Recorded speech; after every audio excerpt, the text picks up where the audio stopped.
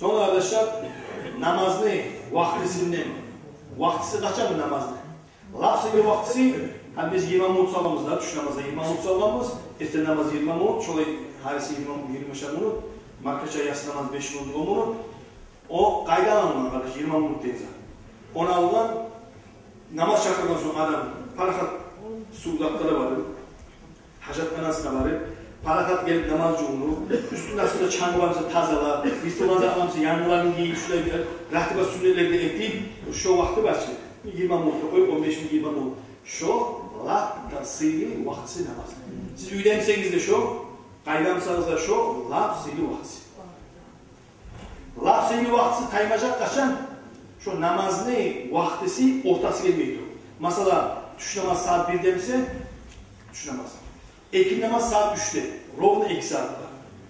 Saat 2'den ötkençige ortası var. Ortası. Şu ortası ötkençige şu olacak sıyı vakti. Şu ortası ötkençige şu vaktiyle salmağa yaraya kaçan eğer sen bilemsen ola ekime 5 minut kalıp gerek dura olsun. Mecliste dur, gitmeyi dur. Cemaatler bizde bize gelirsen mecliste yakalmışsın. Şu zaman sana şu yartısından ölmeyin halımsa yartısından vaktini.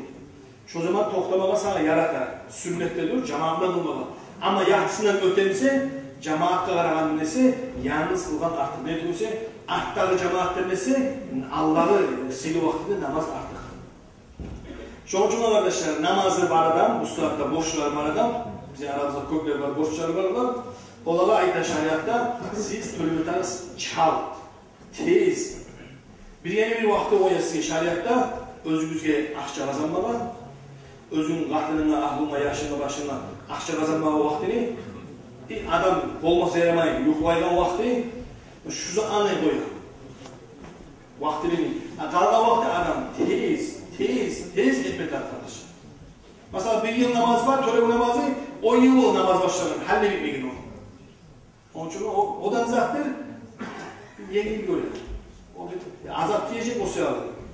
O tölegeninde de azap değil mi o arkadaşlar? O tölev diyen zat, o şariat ayda o tez, tölevseme var, tölevseme var Allah'ın alına. Boşun yeteneği otelip var, tölevseme var diyen zat. Ondan manatı olur. Ha tölesi, ha bitti, oldu senin işin. Başarılı diyen zat da o arkadaşlar.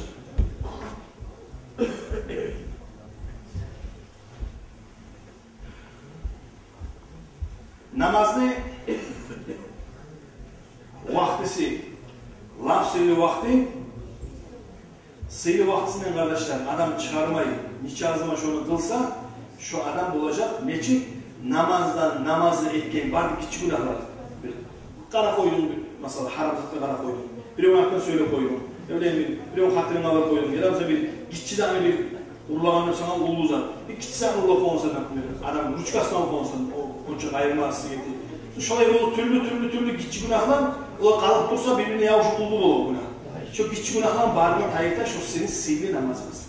Ama namaz özde kurçun etkilemişse, özüne salak olmamışsa o zaten günahlara o güçet olmayacak. Onun için siz kılınan şu vakşılı vaktisinde kılınan namaz, şu sizin aranızda etken namaz vaktisinde aralarında etken günahlar, barısı çayırıp